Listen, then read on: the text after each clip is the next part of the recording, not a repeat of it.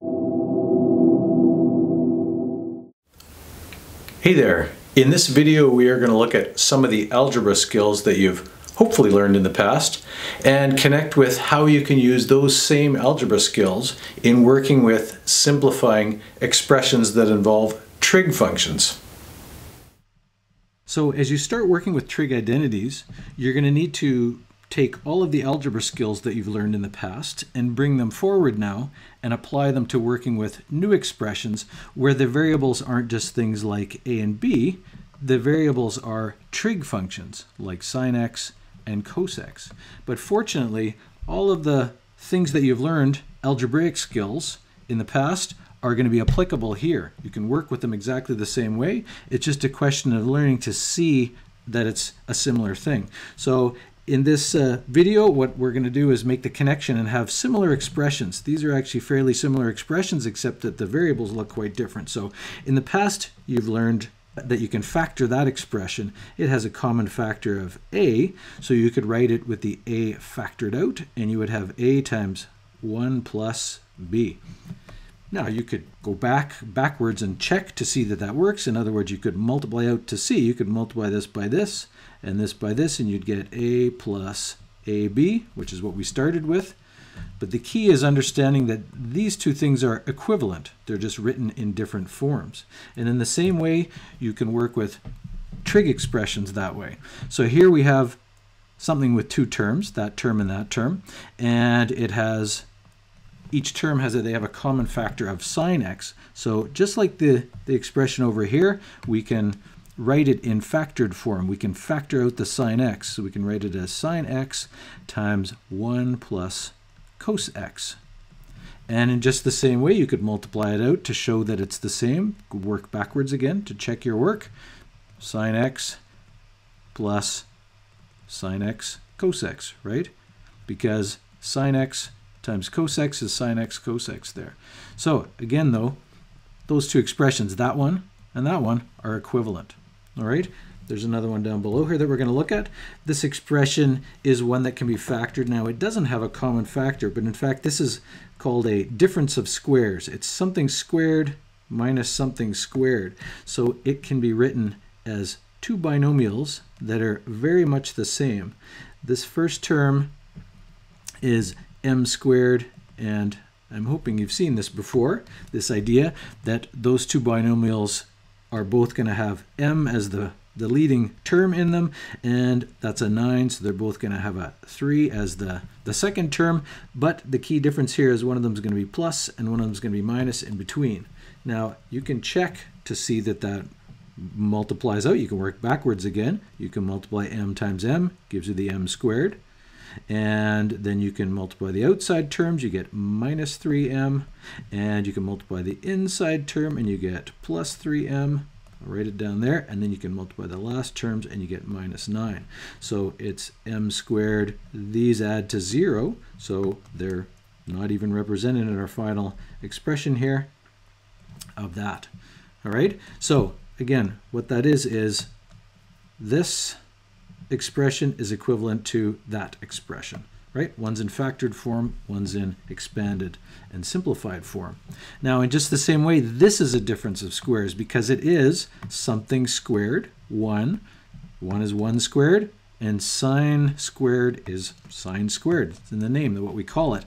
Now, remember that this squared here, actually, you could write this as 1 minus, if you wanted to, you could think about it, it's the sine ratio squared, so that variable, whatever the value of sine x is, it's that number squared.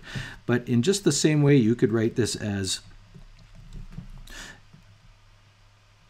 two binomials like that. 1, 1. One of them is going to be 1 plus sine x. One of them is going to be 1 minus sine x. All right, so this expression can be written in factored form as that expression. Again, you can double check by working backwards. 1 times 1 gives us the 1. The outside terms, minus 1 sine x plus 1 sine x, those would add to 0, and then that gives us the minus sine squared there. All right, let's have a look at a couple of other algebraic expressions and see what we can do with them. So we have a couple of fractions here that we're going to add together, and they have different denominators. So if they have different denominators, you're going to need to turn them into expression where each of them has a same denominator, a common denominator. And that common denominator, if this one has an A and this one has a B, that common denominator is going to have to be AB, A times B. So to do this, what we're going to have to do then is we're going to have to multiply this one by B over B, and this one by A over A, right? If we multiply this fraction by B over B is actually equal to 1. Anything divided by itself is 1. So when you multiply by that, you're not changing the value. It's going to be in a different form, right? We're going to have 1 times B, we're going to have B over AB, but the value of this is the value, same as the value of what we started with there. Same goes for the second fraction. 1 over b times a over a is a over ab. And now that they have a common denominator, we can add them together. We can write it as b plus a, or maybe I'll write it as a plus b. If you wanted an alphabetical order there, it doesn't matter when you're adding like that over that single denominator. When you add fractions, the denominator is what it is. AB is the denominator of the two separate fractions or of this combined fraction like that. And let's remember again, that original expression is the same as this. This says simplify up here. It might not look simpler to you. It looks like there's actually more to it. But this, the advantage here is that this is a single fraction, which is useful sometimes instead of two separate fractions. Now we can do exactly the same thing with this expression over here. It's got trig functions instead of just variables, but we can do exactly the same thing. Maybe I'll rewrite this one so that we can show our work a little better here. So we have that, and just the same way here, we have to make a common denominator. Now the common denominator is going to be these two things multiplied together, sine x cos x. I'll just write it up there to remind us. So we're going to have to multiply this first one by sine x over sine x, and this second one by cos x over cos x. And so what we end up with there is we have sine x over sine x cos x, and we have on this one cos x on top, cos x times 1 over sine x cos x. And then once you've created two fractions that have the same denominator, you can add them together. So on the top, since those are different, sine x plus cos x, I just have to write it like that, just like I did over here. Those are different variables. They're not like terms, so I can't combine them together. But then I have this single denominator on the bottom of sine x cos x.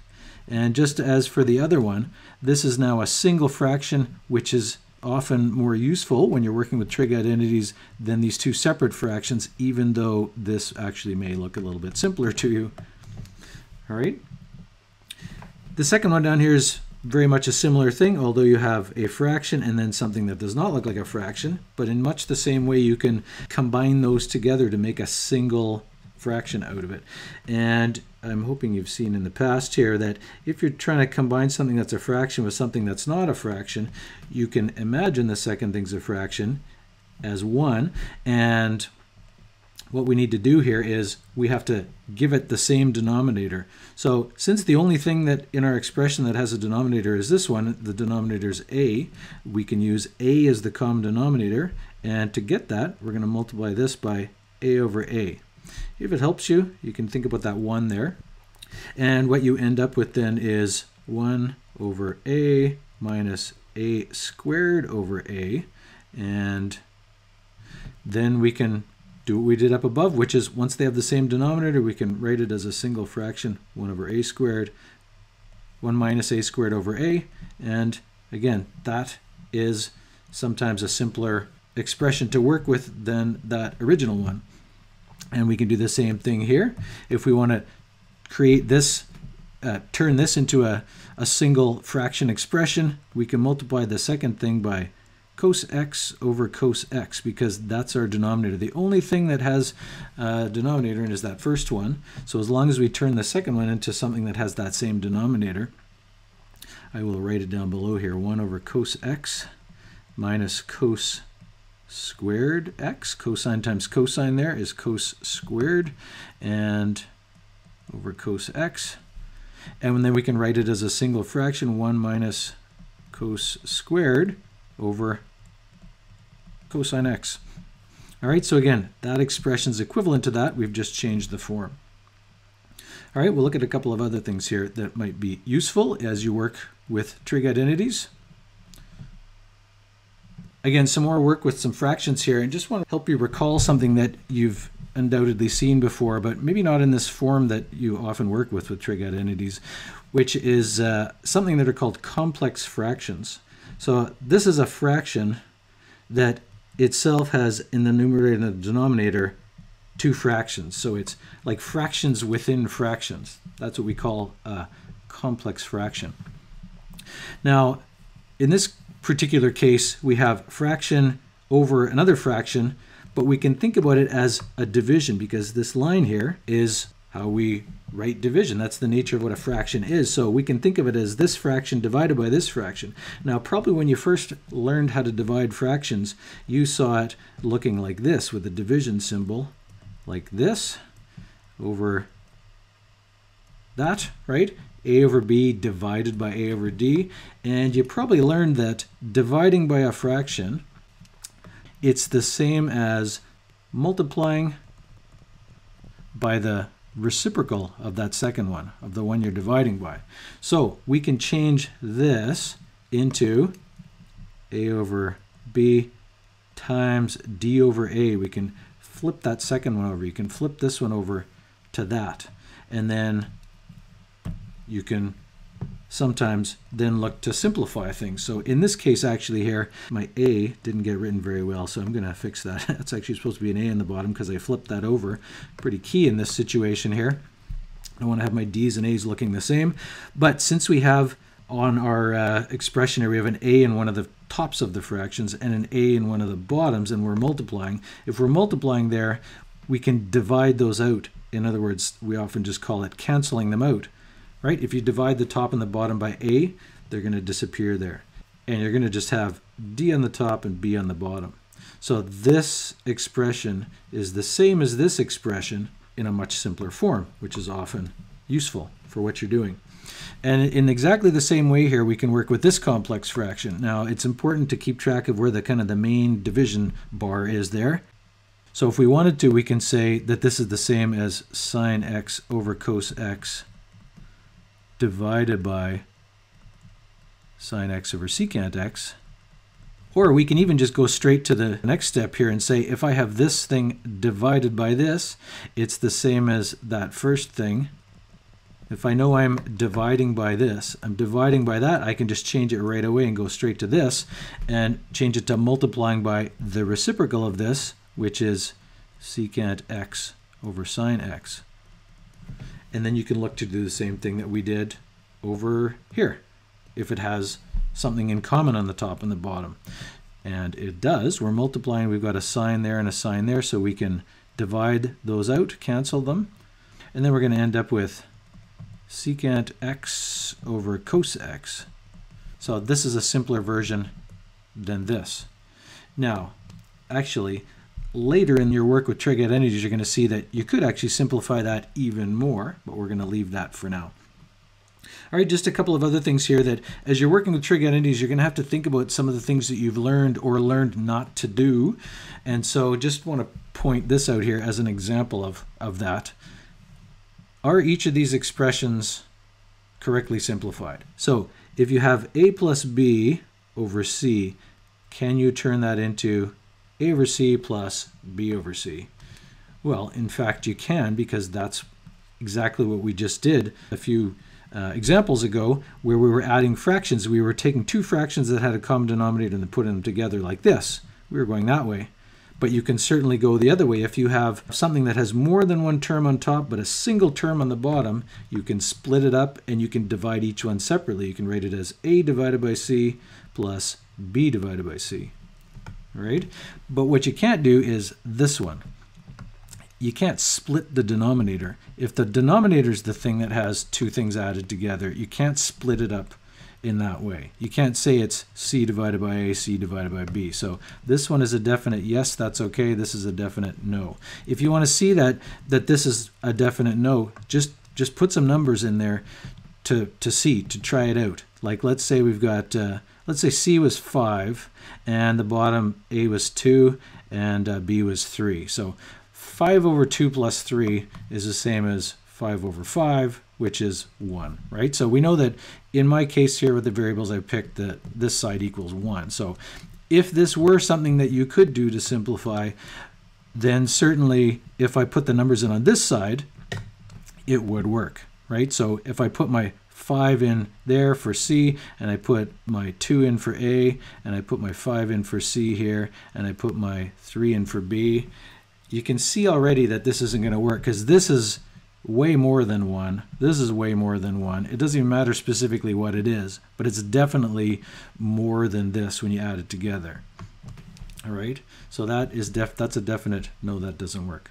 All right, so there's lots more algebra skills that you've undoubtedly learned in the past, and this is just a sampling of them to give you the idea of how you can start to transfer those algebra skills to working with expressions that involve trig functions and work with trig identities. All right, that's it.